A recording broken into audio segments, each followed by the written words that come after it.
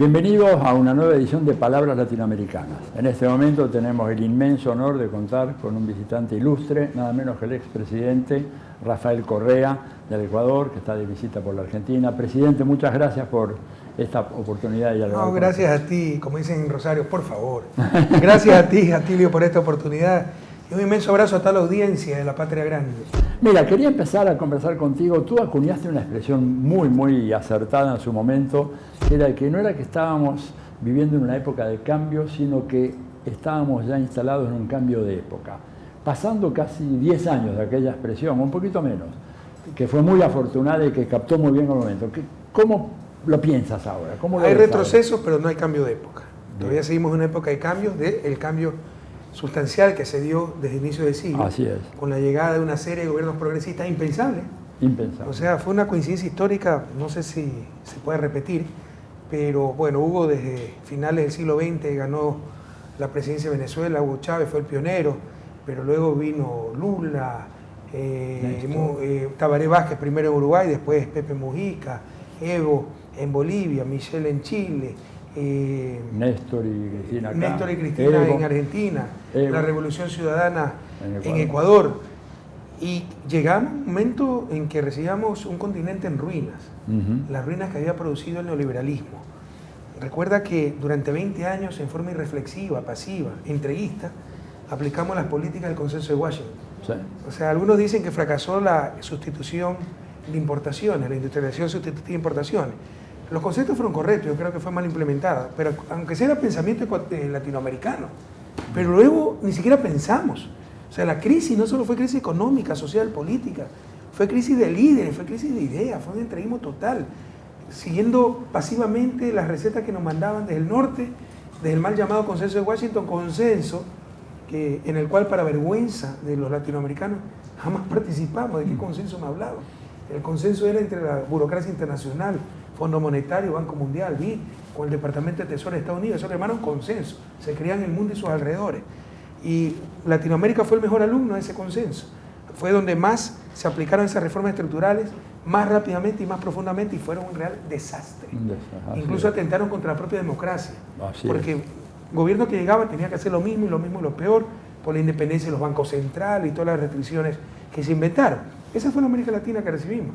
Una América Latina donde aumentó la desigualdad, perdía la dignidad, la soberanía, bases militares, extranjeras, extrarregionales. Y empezó ese cambio de época, ¿no? De dignidad, de soberanía, disminución de la pobreza, mejora la equidad, políticas propias, nuevo pensamiento, el socialismo del siglo XXI, la integración, UNASUR, CELAC. Ahora estamos en retroceso, pero todavía no hay ese cambio de época y probablemente es parte de los procesos históricos, ¿no? Claro que da lástima, pero los procesos históricos son así, no son lineales, sino que avances, retrocesos, pero no se vuelve al lugar de origen. Yo creo que nuestros pueblos no permitirá que nos vuelvan al pasado. Algo se está retrocediendo. Es costoso, es doloroso, puede ser irreversible en cierto grado, pero no vamos a volver a ese pasado, al punto original, y ojalá esto pase pronto, ¿no? Y recuperemos el terreno perdido. Sí, porque hay algunos indicios interesantes, por ejemplo, de que gobiernos como los de Argentina o Brasil, que parecerían ser como los adalides del nuevo ciclo de derechas, algunos están hablando de eso, son gobiernos que están en una situación económica tremendamente difícil, carentes de legitimidad. En el caso de Brasil, bueno, un caso patético, el presidente Temer no llega a tener el 6% de aprobación. ¿Tú te imaginas un dirigente progresista con 6% de... O sea, con menos del 40% ya no es dirigente, ya no es presidente. Claro. Pero eso te demuestra que la fortaleza de esta gente no está pues en su popularidad, que es la esencia de la democracia. No, está en los medios de comunicación, está en los poderes fácticos, los soportes extrademocráticos, artificiales. Claro. Y eso es ilegítimo, ¿no? Ahora, fíjate que en el caso de Brasil, por ejemplo, si hubiera elecciones, claramente triunfaría Lula. Lleva 30 puntos de ventaja, ¿verdad? Y hay que ver si el Tribunal Constitucional accede a sacarlo definitivamente del juego a Lula. Yo creo que, no el tribunal, la justicia, los tribunales de justicia lo van a sacar del juego dictándole prisión. Es muy probable que en los próximos días Lula da Silva vaya a la cárcel. A la cárcel. Porque la única forma de derrotarlo, impedir que participe. Mira, en todo caso, Argentina y Brasil son casos diferentes. Sí. En Argentina se perdió democráticamente al menos sí. Formalmente hablando, Sí, porque sí. es real que no combatimos solamente con los partidos de derecha, No. sino con sus medios de comunicación. Eso inclina totalmente la cancha. Pero lo de Brasil es impresentable, pues fue un golpe de Estado. Tremendo. Y nadie dice nada, la Tremendo. región mira a otro lado, no existe el sistema interamericano, una profunda tristeza, ¿no? Y doble moral, porque si eso ocurriese, si un Temer no fuera de derecha, sino de izquierda, olvídate, pues hasta invasión hay, ¿no? Hasta Jamás invasión, lo deberían ¿no? gobernar. Pero si es de derecha, gobierna con el 6% de popularidad, y es lo que te dé la No, gana, perfecto. y legítimamente anda un golpe de Estado a la presidenta que fue electa en las urnas. Ahora, en el caso de Argentina, inclusive, digamos, la popularidad de Macri ha venido en descenso, el panorama económico no puede ser peor, inflación descontrolada, déficit comercial récord en nuestra historia, nunca hubo un déficit de casi 9.000 millones de dólares el año pasado. Extraño, ¿no? Porque esa derecha se caracteriza por un discurso conservador. Por la disciplina, ¿verdad? Fiscal, bueno, las cuentas O sea, fiscales. todos estamos de acuerdo con la disciplina, lo que pasa Sí. es que se entiende por disciplina, ese es el problema. Te utilizan en principio conceptos contra los cuales nadie puede estar.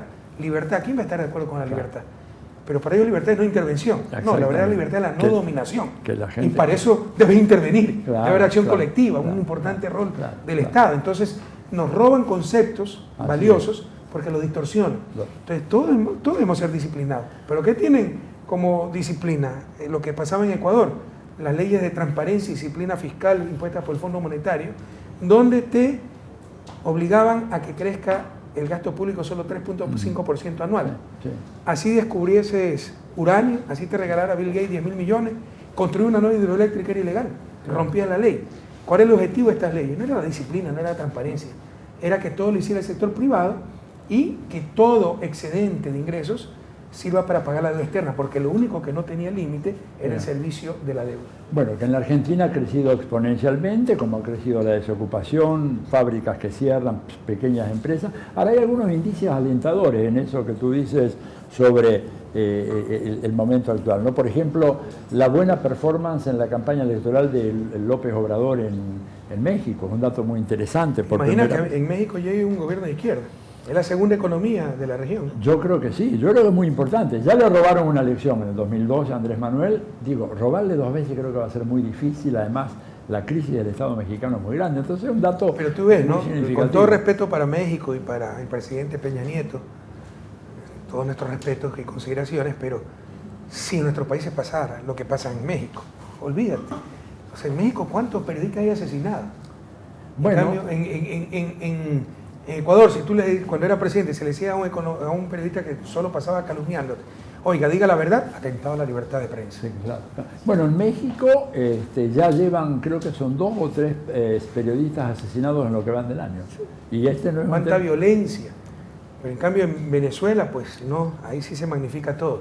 Sí. Hay una doble moral terrible. Tremenda.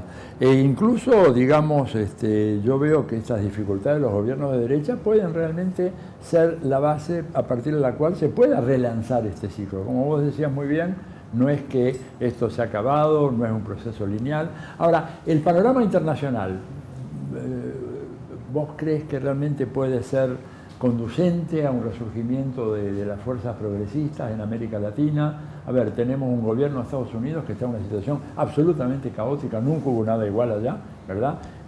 Todo el mundo dice, es común entre los politólogos, es el peor gobierno de la historia de Estados Unidos, dicen, ¿no es cierto? Sí, pero Trump puede reelegirse. Puede reelegirse, No creas, pero tiene poderosos aliados. ¿Eh? tiene aliados muy poderosos, y además aliados insospechados. El otro día leí una estadística increíble que el 43% de las mujeres con educación universitaria graduada votaron a Trump. Un dato absolutamente insólito, ¿no es cierto? Porque se pensaba siempre un tipo misógino, abusador, digamos, todo aquello, y sin embargo, los mecanismos Prevalecen de los intereses, el chauvinismo, el etnocentrismo, ese discurso de Trump contra migrantes, etcétera, ¿no? Atrae ciertos grupos. Pero mira, eso no necesariamente es negativo para las fuerzas progresistas. No sé si has visto que te has dado cuenta que la mayor parte de gobiernos progresistas de América Latina surgieron con el gobierno de Bush. Uh-huh. Era tan primario, Sí. elemental ese gobierno, Sí. que generó una reacción y una unión latinoamericana. Ya. Entonces el mismo efecto puede crear un Trump. Es posible que... Y dime una cosa, la emergencia de China como un actor económico de primer orden hoy, ¿también puede ser un elemento favorable para la reemergencia de estos gobiernos, dándole un margen de opciones mayores que las que había antaño? Sí, pero también se las puede dar los gobiernos de derecha. Tal vez por el entreguismo de los gobiernos de derecha, que solo miran al norte, no miran hacia los lados, no aprovechan esa gran oportunidad que se llama China, porque China quiere tener mayor presencia en América Latina y es el mayor financista del mundo. Entonces, tal vez por ese lado beneficia más a los gobiernos de izquierda. No sé cómo beneficiaría a los movimientos de izquierda que quieren llegar a ser gobierno, ¿no? Pero obviamente, como para los gobiernos de izquierda, o sea, yo trabajé muy bien con China. Sí. China es parte de la historia del Ecuador, porque con el financiamiento chino transformamos al Ecuador. Sí, sí. ¿Y tú crees que Rusia puede llegar a jugar un papel, no igual, pero en términos más acotados? Siempre es mejor un mundo multipolar, donde esté disperso el poder dominante a nivel mundial, que un mundo unipolar. Eso es claro, eso nos beneficia. Pero tampoco creo que sea decisivo, ¿no? Un mayor rol de Rusia en el mundo, etcétera, para el cambio nuevamente de tendencia regional a nivel de América Latina. Ahora, la experiencia, digamos, de la UNASUR, que ha sido tan interesante, en ese momento parece como haber llegado a un punto límite, digamos, y hay mucho interés en prácticamente destruirla. Yo recuerdo que Lasso en Ecuador había, ¿te acuerdas?, prometido de que iba a alquilar ese El Lasso del Trump del Ecuador. El Trump del Ecuador. En todo caso, mira, sí, hay retrocesos graves, dolorosos, porque nosotros trabajamos con gobiernos de derecha y compartíamos mínimos comunes respecto a la democracia. Ya no se respeta la democracia. La vocación integracionista, ya no hay esa vocación integracionista.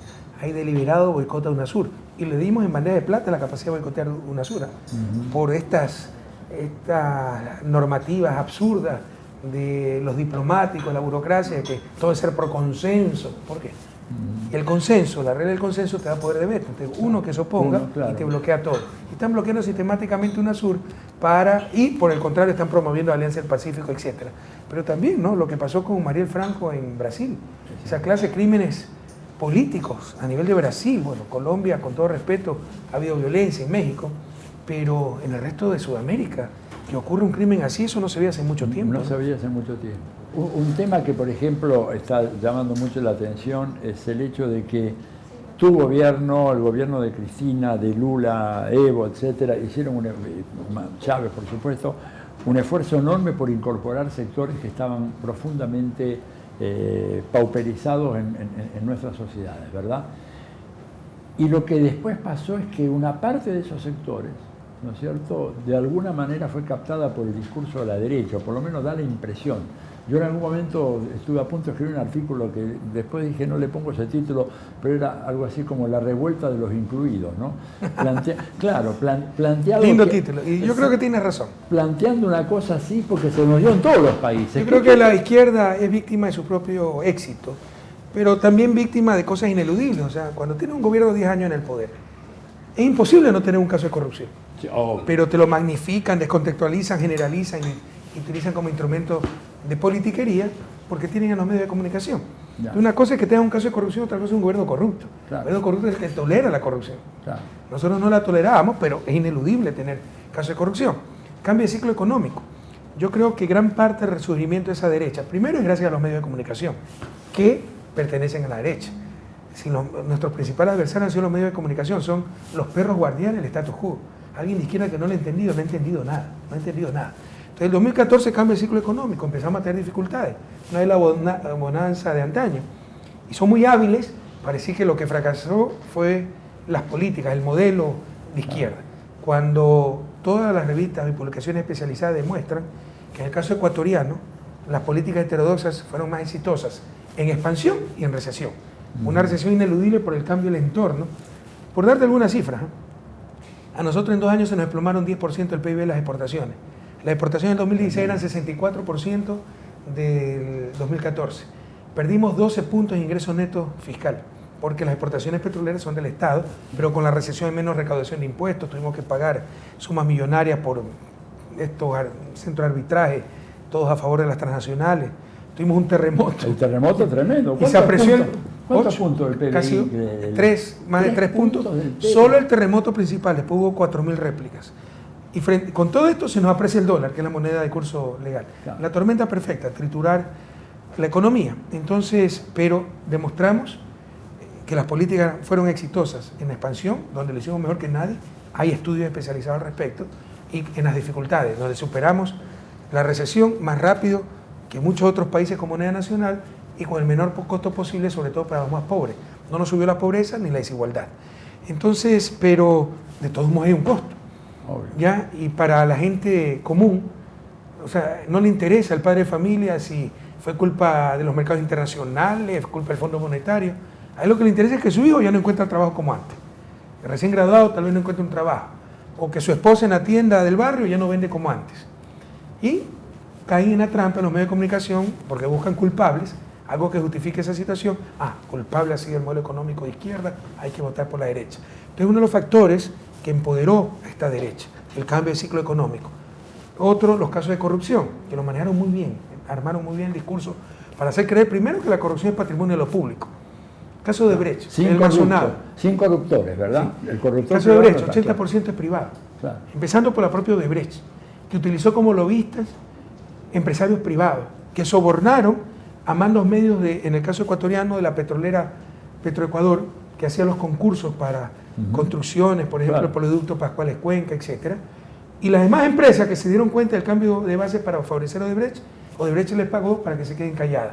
¿Y cómo se coordinaron las coimas? A través de paraísos fiscales, que son bancos privados offshore. O sea, 80% es privado, pero te transmiten el discurso que la política es la sucia, y lo público y el Estado, ¿no? Entonces, eso también empoderó a la derecha. Han aprovechado muy bien el inevitable desgaste del poder, pese a lo exitoso que ha sido en el poder, porque la izquierda ha sido exitosa en el poder. Esto lo vimos en el 2014. Sí, claro. Yo le llamé a restauración conservadora, aunque se radicalizó tanto que ya podemos llamar un segundo plan Cóndor. Solo falta que vuelvan las botas militares, porque ya no se respeta democracia, derechos humanos, constitución, nada. O sea, han perdido todo límite y escrúpulo. Eso es parte de la explicación, al menos que yo encuentro, para este cambio de tendencia de ciclo político de América Latina. Cambio de ciclo económico, y decía Lenin, ¿no? La política es economía concentrada, y el haber utilizado ineludible cosas que encuentran en el poder, casos de corrupción que enfrentan, ¿no? Haberlo generalizado, descontextualizado, manipulado, lo hicieron muy bien dentro de su maldad. Obviamente también está la judicialización, se deriva de lo anterior, de la política, persecución a los líderes de izquierda, hacerlos quedar como corruptos, quitarle la esperanza a la gente. Hasta ellos han sido corruptos, entonces no hay esperanza, y así los inmovilizan y son presas más fáciles de los poderes de turno. Pero puede ser que también somos víctimas de nuestro propio éxito. Nosotros sacamos 168 millones de personas de la pobreza. Solo el Partido de los Trabajadores en Brasil sacó 38 millones de brasileños de la pobreza. ¿Dónde estuvieron cuando tumbaron a Dilma? No salieron. Bueno, ahí hay una falla, digamos, que tuvieron todas las experiencias, es que no hubo posibilidad o capacidad o no hubo tiempo de organizar esos sectores que fueron beneficiados, ¿verdad? O tal vez estamos luchando contra la naturaleza humana. El que sale de la pobreza ya se cree superior al resto. E incluso hay otro problema, debemos analizarlo como izquierda. Sus objetivos y aspiraciones no coinciden con la de los pobres. Y nosotros seguimos hablando en función de los pobres. Pero entonces cuando tú ya hablas de educación gratuita, no, pues ya tengo para pagar una escuela privada. De vivienda, no, yo ya tengo mi vivienda. Entonces, ¿por qué te identificas con el discurso de los pobres y el discurso de la izquierda? Y tal vez más te acercas al discurso de la derecha, que te ofrece un imposible, una vida de un neoyorquino para todos, ¿no? Entonces, probablemente somos víctimas de ese éxito y lo que llama un autor argentino el síndrome de Doña Florinda. Sí, es decir, el genial personaje del Chavo del Ocho, ¿no? Sí. Que como tiene un poquito más de recursos que el resto, ya llama al resto chusma, Claro. ya maltrata al pobre obrero don Ramón, Claro. engríe a su malcriado hijo Kiko, y lo hace creer superior al resto también, y que puede patear al resto, y vota por la gente de bien. Claro. Se junta con la gente de bien, el capitalista compasivo de don Barriga, ¿no? Ya más técnicamente es lo que se llama la prosperidad objetiva y pobreza subjetiva. Objetivamente están mucho mejor que antes. Sí. Subjetivamente aspiran a tanto que se sienten más pobres que antes. Y caen en los cantos de sirena de la derecha y su discurso. Claro. Con un manejo realmente no solamente inescrupuloso, ¿verdad?, que lo es, sino muy, muy hábil de los medios de comunicación para crear toda esta imagen de la corruptela de la clase dirigente en los gobiernos de izquierda y la pureza de los mercados y del empresariado. Y la gente cae en esa trampa, ¿verdad? Te insisto, nuestros adversarios, y el que no lo haya entendido, no entendió nada. Los adversarios del verdadero cambio, de la justicia social, de la izquierda, del progresismo, se llaman medios de comunicación. El que no entienda eso y quiere hacer la revolución, cambios profundos, ¿no? Con el aplauso de los medios de comunicación, vaya a tomar el té nomás, ¿no? Porque no entendió nada. Está soñando. Y revisa la historia. Claro. O sea, Abraham Lincoln, ¿cómo lo llamaba la prensa del sur? Lo llamaba tirano, De déspota, de todo. Ya se olvidaron de eso. Bueno, a Roosevelt el mismo, a Franklin Roosevelt. A Eloy Alfaro en Ecuador. Entonces, cualquiera que quiera hacer un cambio real, alterar el status quo, va a tener el ataque de la prensa, porque la prensa es parte de ese status quo, se nutre de ese status quo, vive de ese status quo. Tú sabes que hay un filósofo católico, seguramente tú lo conoces, Chesterton, Gilbert Chesterton. En 1914, él escribió una cosa maravillosa que se aplica al día de hoy, pero perfectamente bien. Empieza la Primera Guerra Mundial y él dice, con amargura, dice, nosotros creíamos que con el advenimiento de la prensa, la gran prensa, íbamos a saber la verdad. Ahora nos hemos dado cuenta que la prensa existe para impedir que la verdad sea conocida. Mira que lo dice al principio del siglo. 14. Me sorprende, ¿no? Porque yo sí creo que hubo un cambio de la ética, el profesionalismo, ¿no? De la prensa después de la posguerra, ¿no? Sobre todo en los años 70, 80, se volvió funcional a los poderes de turno, ¿no? Al inicio, o sea, la prensa se masifica gracias a los adelantos técnicos, gracias a las democracias que permitieron la libertad de expresión y alfabetizaron a la gente. Entonces empieza a tener poder. Y en un principio fue ese cachorro que evitaba que el poder cruce ciertas líneas rojas. Pero después se convirtió en ese mastín que arrinconó al poder político, así sea bien intencionado, y arrinconó a la propia ciudadanía. Entonces ya vive en función de sus propios intereses, ya vive en función de sus propias visiones, bueno, ¿no? Y no hay contrapoder para ese poder. No. Y eso es lo más antidemocrático. Para que exista democracia, todo poder debe tener contrapoder o debe tener regulación social, y eso se llaman leyes, ¿no? Ahora, la ley que tú sacaste en tu gobierno, la ley de medios, Ya la están derogando. que ya la están derogando, pero tú recuerdas Y fue mandato constitucional. Claro, que Lazo, Sería otra inconstitucionalidad. que Lazo al día siguiente que asumió Lenín Moreno, le mandó un pliego de peticiones, creo que el primero o segundo punto era la derogación de justamente de tu ley de medios, que era muy sabia, porque impedía Es muy buena. Yo acabo de tener una entrevista con un periodista medio Contreras, y me decía, pero las multas que se ponían con su ley de comunicación, ¿cuántas son? ¿Cuál es el monto de las multas? $200.000. Le demostramos cuánto era el promedio. Era en total desde el 2013 era como $500.000, que daba un promedio de $1.500. $1.500 el promedio de multa, porque está en salarios básicos, Claro. 5 o 10 salarios básicos. Pero esos son los mitos. La otra vez que tuve una entrevista con uno de CNN y los periodistas presos. No ha habido un periodista preso. Y los medios clausurados, no hubo un medio clausurado. Pero tú ves cómo es el estado de propaganda, el estado de opinión, no el estado de derecho, no el estado de la realidad, de la información. Entonces todo eso es fruto de una prensa deshonesta, ¿no? Y eso es un problema para la democracia. O sea, tenemos democracias mediatizadas, ¿no? El poder incontrolado de esta gente hace que no importa lo que el pueblo, la ciudadanía haya votado en las urnas, es lo que aprueben o desaprueben los medios de comunicación. Ya no se juzga en los tribunales, se juzga en los titulares. Para evitar eso, que atenta contra la democracia. Yo estoy de acuerdo que una buena prensa fortalece la democracia, pero una mala prensa es mortal para esa misma democracia. Se requieren las leyes de comunicación. Pero hay agenciosos que intentan, por su mediocridad, ganarse la simpatía de los medios para promoverse, o tienen intereses, ¿no? Como son los dueños de los medios de comunicación, que no haya límites, no haya escrúpulos y se irán reinando. Entonces, lo mismo pasó en la Argentina con la ley de medios. Una de las primeras cosas que hizo el presidente Macri al llegar fue prácticamente empezar a desmantelar la ley de medios, que había democratizado un sistema de Porque medios. o sea, más que ley de medios, son leyes de comunicación. Leyes de comunicación. Incluyen a los medios, pero hay Sí. mucho mito aquí. Por Sí, ejemplo, claro.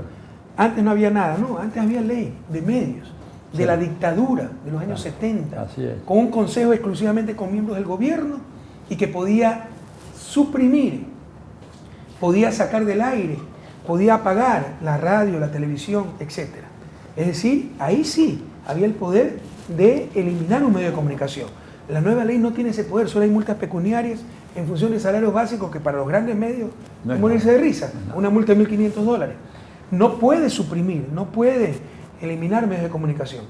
¿Cuál fue el problema? Incluyó la prensa escrita, que no estaba incluida en la ley anterior. Claro. Entonces, no está- además, créeme, más que cuestiones reales de limitación, es la vanidad.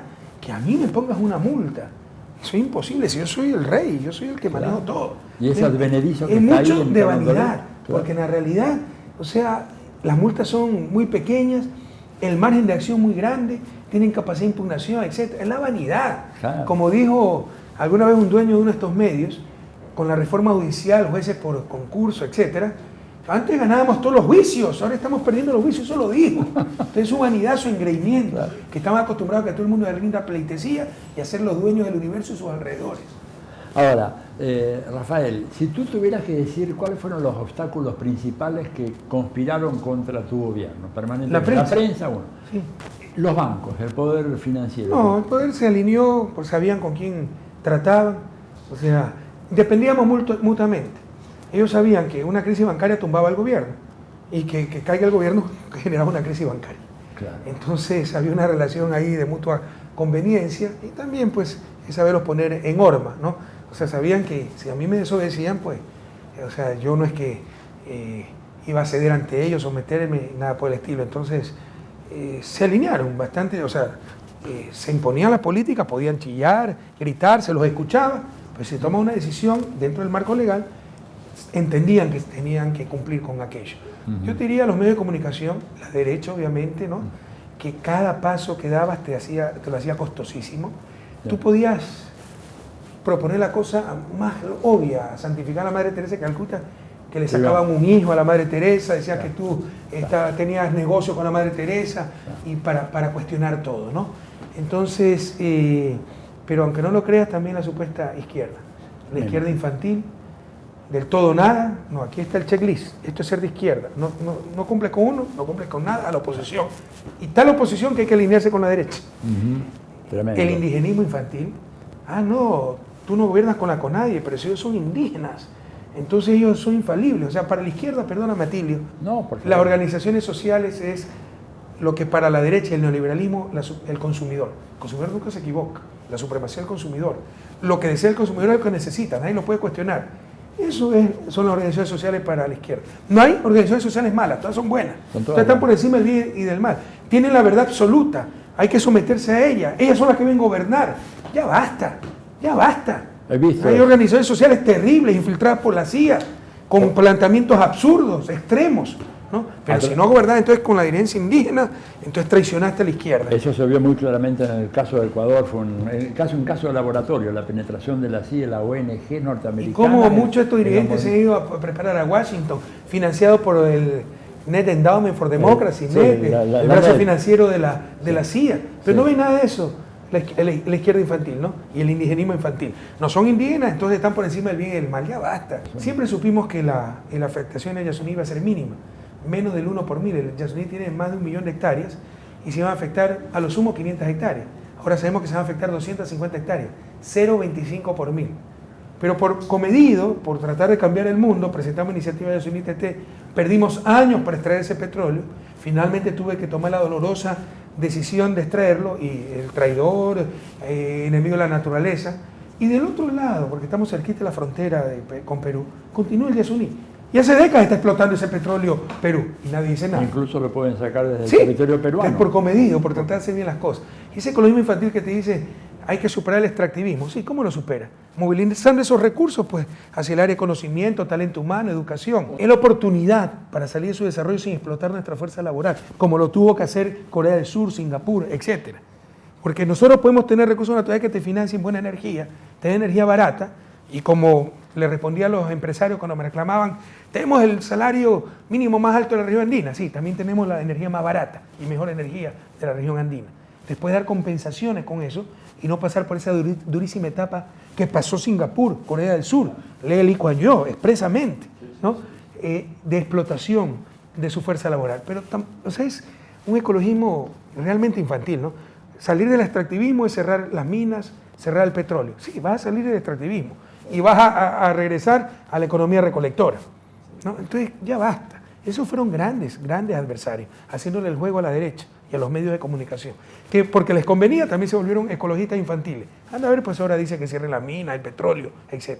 Te lo agradecemos porque en nombre de la libertad de expresión, haberle dado asilo a Julian Assange. Pero todo eso te lo tiene anotadito, la CIA, el Departamento de Estado.